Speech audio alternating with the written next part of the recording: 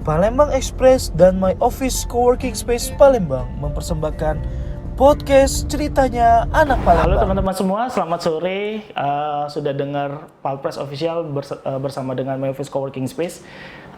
Episode sebelumnya bersama David Startup Lokal. Nah, kalau belum teman-teman harus nonton dan juga subscribe, jangan lupa. Kali ini saya ada di salah satu kantor Dinas Pariwisata Kota Palembang bersama Bapak Kepala Dinas yang dengan tangan dinginnya merubah pariwisata Kota Palembang luar biasa. Selamat sore Pak, terima kasih waktunya. Sore, kabar semua. Terbaru sebelum agak telat sih, tapi terbaru kita dari Backcraft dapat nomor ini Pak ya, nomor 4 kemarin Pak ya, Kota Kreatif. Bukan nomor 4, jadi nggak ada nomor kemarin, semua juara nomor. satu. Juara satu. Mewakili subsektor yang masing-masing. Semua subsektor. Palembang kita juga juara di kuliner kalau nggak salah Pak. Subsektor kuliner. Subsektor kuliner. Nah, boleh diceritain dikit Pak bagaimana proses pada saat itu Palembang bisa ditunjuk menjadi salah satu pariwisata yang dilihat oleh Backcraft menjadi kota subsektor kuliner. Ya, makasih. Jadi perjalanan kisahnya ini masih agak panjang sebenarnya. Jadi setahun sebelumnya ya, di 2018 kita dilakukan uji petik oleh Backcraft RI, Badan Ekonomi Kreatif Indonesia, dari seluruh subsektor yang ada di ekonomi kreatif. Itu kan ada 16 subsektor semuanya. Betul Pak. Dilakukan uji petik terhadap subsektor mana saja yang memang berperan dan berpotensi dan paling signifikan yang ada di Kota Palembang. Ternyata dari 16 subsektor itu ada 5 subsektor yang paling signifikan dan berdampak positif apabila dikembangkan. Pertama adalah kuliner, kemudian kriya, animasi game, kemudian fashion, dan satu lagi film. Film ya. Nah, dari kelima subsektor inilah kemarin kita ajukan untuk dinilai oleh Backcraft RI. Dari pusat yang nilai Pak ya? Ya, dari pusat. Ternyata dari 5 ini yang paling signifikan itu kuliner. Ya, dari 16 mengkerucut 5. Mengkerucut lagi Jadi kuliner. Nah, jadi seperti itu dari tim mereka memberitahukan Palembang bahwa Palembang ini masuk dalam 10, tadinya bukan 5, 10 kota kabupaten paling kreatif di Indonesia. Wih, Palembang akan dipilih lagi menjadi 5. Bukan 5, menjadi 4 besar. Oh, 4 besar. Ya, dari 4 besar ini dipilih 2 kota dan 2 kabupaten. Oke, berarti dari 10 dirucutnya lagi jadi 4. Jadi 4. Dan Palembang termasuk di 4 besar. 4 besar itu nggak ada ranking. Juara, ya. Semua juara semua. Semuanya juara. Nah, Palembang mendapat dari 2 kota itu, Palembang dan Malang. Palembang untuk subsektor kuliner dan Malang untuk subsektor aplikasi ya. Oh, gitu. Seperti itu. Wah, berarti Palembang teman-teman harus tahu bahwa kita itu menjadi salah satu subsektor kuliner yang paling, ya kalau kita bilang paling kreatif lah ya, paling unik di Indonesia gitu. Nah Pak, kita bincang-bincang soal dinasti pariwisata. Kira-kira apa yang sedang dilakukan oleh Bapak Dinas Pariwisata, Kepala Dinas, yang akan dilakukan program apa dalam jangka panjang ini Pak, atau jangka pendek ke depannya? Ya, kita tentu ingin sebanyak mungkin event ada di Palembang, baik yang kita selenggarakan maupun dari yang diselenggarakan oleh pihak lain, pihak ketiga ya. Sehingga tahun 2020 ini kita ada 101 event ya, kita namakan 101 Charming Event. Palembang Charming Event 2020. Berarti teman-teman ada 101 event perlu digarisbawahi selama tahun 2020 ini. Berarti Dinas Pariwisata Kota Palembang sedang mempersiapkan itu berarti Pak ya? Benar. Ada 101 event yang baik itu dibuat oleh dinas sendiri maupun bekerjasama dengan pihak lain seperti Benar. itu. Nah, dalam waktu dekat Pak ada event apa Pak kalau boleh tahu? Dalam waktu dekat kita ada tanggal 15 Maret nanti ada Lomba Bidar Mini Keramasan. Selain juga ada semuanya ada 14 event di bulan Maret. Di bulan Maret, oke. Salah satunya adalah Bidar Mini Sungai Keramasan yang akan kita selenggarakan di tanggal 15 Maret nanti di Sungai Keramasan. Sungai Keramasan. Ya, nah. Berarti terdekatnya adalah event Bidar Mini di Sungai Keramasan. Ya. Sungai Keramasan di Kertapati. Di Kertapati, benar. Di Kertapati. Jadi mungkin masyarakat yang nonton maupun yang dengar Spotify boleh nanti datang, Pak, berbondong-bondong di acara Bidar Mini. Gitu. Bidar Mini. Nah, banyak yang nanya, Pak, di YouTube channel maupun di DM soal pedestrian. Pedestrian juga, Sudirman. Ya, ini juga salah satu ya boleh dibilang polesan tangan dingin Bapak Isna ini gitu. Boleh diceritain, Pak, mungkin teman-teman yang di luar Palembang belum tahu pedestrian Sudirman itu sebenarnya destinasi seperti apa? Ya, pedestrian Sudirman ini kita ciptakan sewaktu pedestrian Sudirman baru selesai dibangun, ditata ya. Ditata, dibantu oleh kementerian waktu itu ya, Kementerian PU Pusat Jakarta. Pada waktu itu kita memiliki pedestrian yang banyak orang ngomong, wah ini sama dengan Orchard di Singapura. Wih, keren. Nah, saya bilang bahwa kalau Orchard Singapura itu bukan hanya pedestrian secara fisik saja, tapi dia hidup. Artinya hidup itu ada atraksi, ada aktivitas atraksi di atasnya. Nah, makanya kita kepengen kalau memang seperti Orchard ya harus ada atraksi. Berarti bukan hanya building, Pak ya? Iya, jadi pedestrian Sudirman itu kan luas itu kan. Luas itu ada mungkin minimal 5 meter, ada sampai 6 meter, ada 8 meter. Jadi dan juga nyaman ya, nyaman, mewah gitu kan. Jadi sayang kalau hanya dimanfaatkan sebagai tempat lalu lalang pejalan kaki saja. Jadi ada momen-momen tertentu, ada waktu-waktu tertentu yang bisa kita manfaatkan sebagai tempat atraksinya para komunitas. Yang selama ini mereka terkendala tidak ada tempat untuk melampiaskan atau mengekspresikan bakat mereka yang orang bisa melihat, bahkan bisa menghibur orang banyak. Bahkan bisa dijadikan destinasi wisata baru bagi Kota Palembang. Nah, jadi itu sejarahnya. Dan alhamdulillah ini disambut baik oleh para komunitas.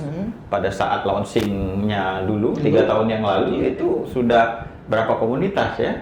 Sudah ada 20-an komunitas pada saat launching, dan sekarang sudah 100 lebih komunitas atraksi yang hadir di sana. Belum lagi pada ulang tahunnya pertama, ya baru setahun pedestrian, kita launching lagi yang namanya Pasar Pempek. Pasar Pempek, Pak. Dan kopi pedestrian Sudirman yang saat ini alhamdulillah itu melengkapi pedestrian Sudirman sendiri. Sehingga sekarang pedestrian Sudirman dengan adanya Pasar Pempek kopi ini semakin ramai. Berarti lengkap dia, Pak ya? Lengkap. Berarti pedestrian Sudirman itu teman-teman tempat di mana para industri kreatif, komunitas-komunitas itu mereka menunjukkan bakat mereka juga. Selain itu juga teman-teman boleh datang untuk misalnya rekreasi juga jadinya, Pak ya? Ada tempat rekreasi di situ. Terus tadi Pak Kepala Dinas juga bilang ada mungkin kulinernya juga, ada pempek, ada kopinya juga di situ. Nah, itu pedestrian Sudirman itu berarti tempatnya di jalan sepanjang Sudirman berarti, Pak? Ya, ini sementara karena memang kita ada kaitan dengan masalah lalu lintas ya. Jadi kalau kita kepengennya sih seluruh pedestrian Sudirman itu kita jadikan itu. Cuman kan kadang-kadang kita memikirkan masalah lalu lintas yang nanti bisa bikin macet dan sebagainya.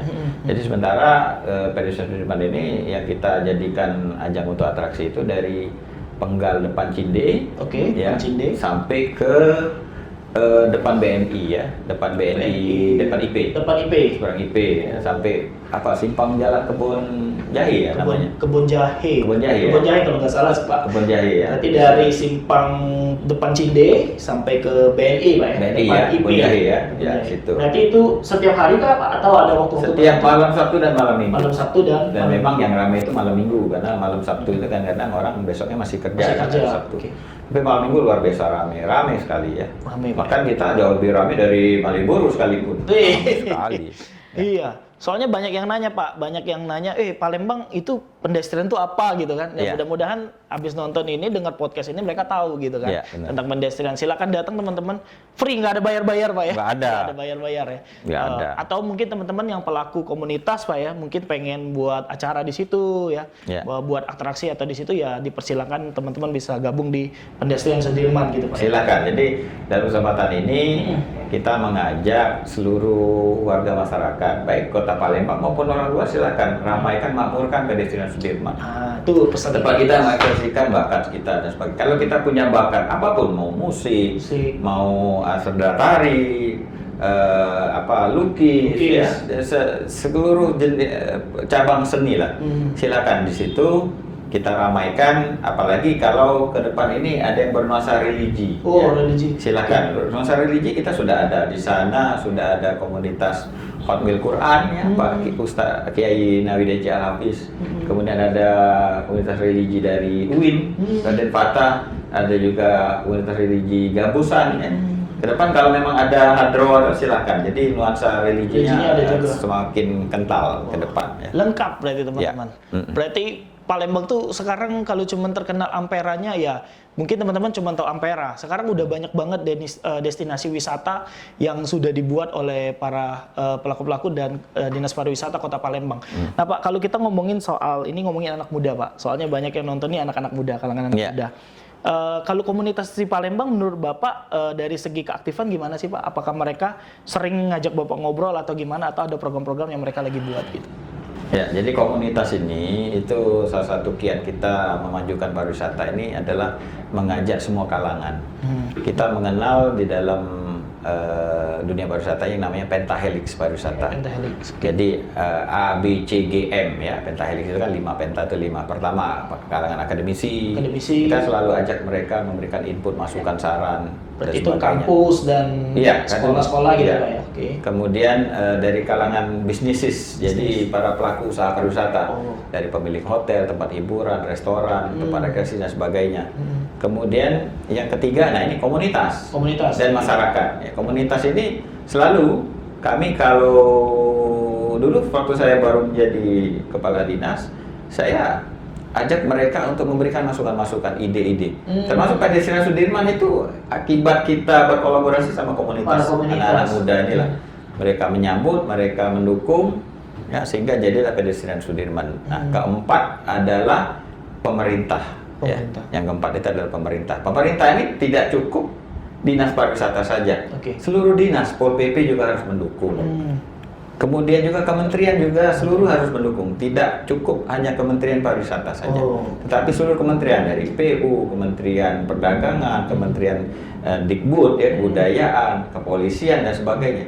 Jadi harus mendukung, saling mendukung, ya, berkolaborasi lah Pak. Dan yang terakhir yang kelima adalah media. Oke, berarti Palpres salah satunya.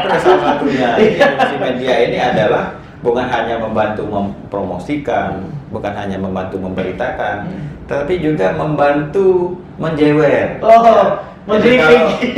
Jadi beritakan saja, tapi beritakan yang membangun gitu, jangan hoax, jangan hoax ya. Jadi yang membangun, kritikan yang membangun. Misalnya di destinasi A atau destinasi B itu sudah kotor atau ada sesuatu yang tidak aman, ada premanisme, ada pemalangan parkir, ya tolong diberitakan dengan berita yang seimbang dan objektif. Nanti bisa kita tindak lanjuti. Kita turunkan tim, kita turunkan petugas untuk segera menindaklanjuti itu berita tersebut. Berarti seluruh pentahelix ini berperan penting untuk memajukan sebuah kota pariwisata seperti itu Pak ya. Mungkin ini pertanyaan terakhir teman-teman, karena udah 4 apa 5 pertanyaan tadi sudah kita sampaikan. Mungkin pertanyaan terakhir Pak, mungkin Pak Kepala Dinas pengen sampaikan kepada teman-teman yang nonton maupun yang dengar podcast kita Pak. Jadi kita ini ada podcast Pak, namanya Ceritanya Anak Palembang. Jadi semuanya itu yang cerita tuh ngomongin soal komunitas-komunitas Palembang Pak.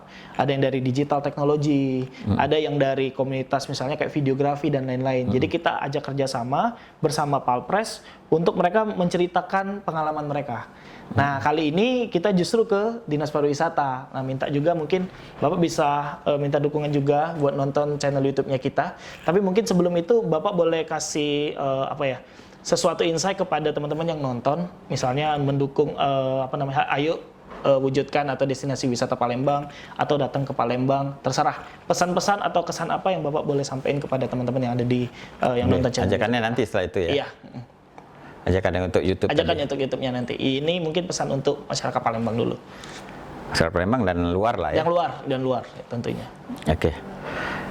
Ya, rekan-rekan sekalian, khususnya kaum milenial ya seluruh dimanapun Anda berada.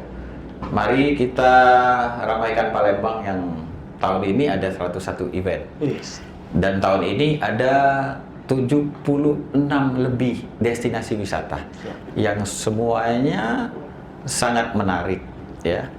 Mari kita kunjungi Palembang yang saat ini sedang giat-giatnya terus membangun dunia pariwisatanya menuju kota pariwisata sungai dan olahraga kelas dunia. Di tahun 2022 Palembang akan mencanangkan visit Palembang Year 2022 di mana ditandai dengan di launchingnya Sekanak Lambidaro menjadi destinasi wisata viral yang baru bagi kota Palembang.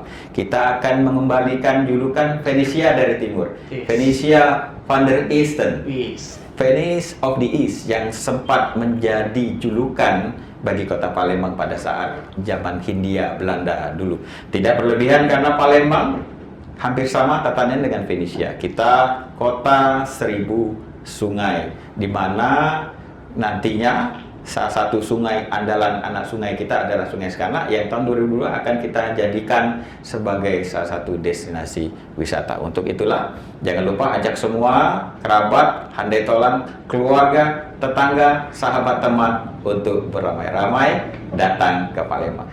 Mari ramai-ramai kita menonton channel YouTube Palpres Official ya. Dan juga jangan lupa dengerin Spotify ceritanya anak Palembang. Jangan lupa ya, karena semua yang ada di situ sangat menarik dan sangat menggugah kita semua. Oke. Sekian, terima kasih. Wabillahi taufiq wal hidayah. Wassalamualaikum warahmatullahi wabarakatuh. Oke, demikian teman-teman, kita udah wawancara singkat bersama Bapak Kepala Dinas Pariwisata Kota Palembang, Pak Isnaini. Terima kasih Pak buat waktunya. Teman-teman, habis ini nonton episode ini wajib, terus tadi kata Pak Isnaini jangan lupa dinonton di Palpres Official dan juga di Spotify ceritanya anak Palembang. Jangan lupa juga follow Instagramnya. Mungkin Pak Isnaini ada Instagram Pak, boleh dikasih tahu Pak? Ya, follow Instagram saya Isnaini Madani. Nah, Isnaini Madani, follow di situ, nge-DM boleh, mau nanya-nanya, mungkin ada teman-teman destinasi wisata baru, boleh disampaikan kepada kepala dinas, atau follow juga di Palpres Official atau juga My Office PLG. Terima kasih teman-teman, sampai jumpa dan selamat sore, bye bye.